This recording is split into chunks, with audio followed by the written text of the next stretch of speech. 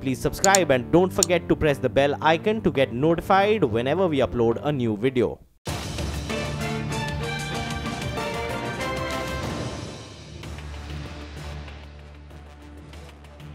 Welcome back. You're still with us on Reporter's Diary. Now, optimistic overall, but warning bells on growth and the fisc, and yet another nudge to central bank to ease interest rates. That, in essence, sums up the mid-year economic survey, which has been tabled in Parliament. Now, that report admits that there are downside risks facing the economy, and achieving 7.5% growth looks difficult. Now, this is the upper end of the government's projection. Another crucial warning is on the fisc. So the survey cautions on fiscal slippages due to farm loan waivers and other spending. Now, at the same time, it remains upbeat on meeting the fiscal deficit target. Now, the survey also points out that inflation is likely to remain below RBI's 4% goal and describes the scope for monetary easing as considerable. Now, the survey argues that cyclical conditions suggest that the policy rate should actually be below the current rate. So, in summary, the survey arrives at this conclusion: the economy is yet to gather its full momentum and is still away from its potential.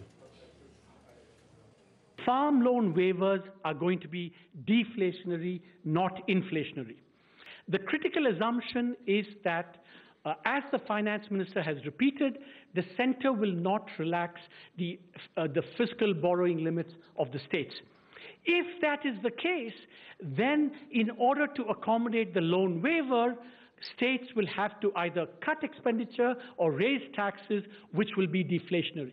That slashing of capital expenditure represents less demand, less growth.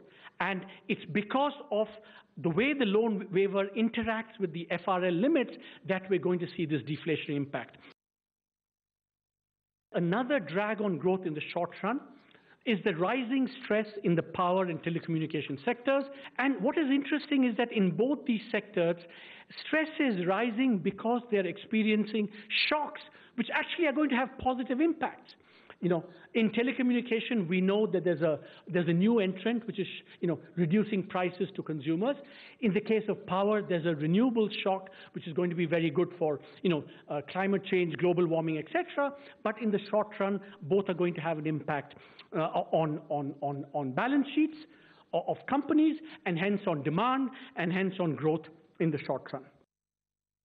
The surprising thing is that India, we've not deleveraged at all, barely deleveraged.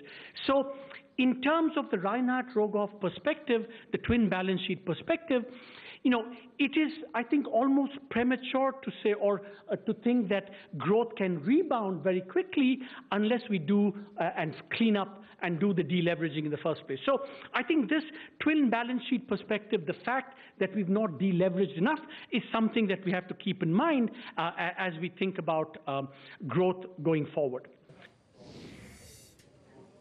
And with that, it's a wrap on this edition of Reporter's Diary. But do stay with us. Commodity Champions coming up next.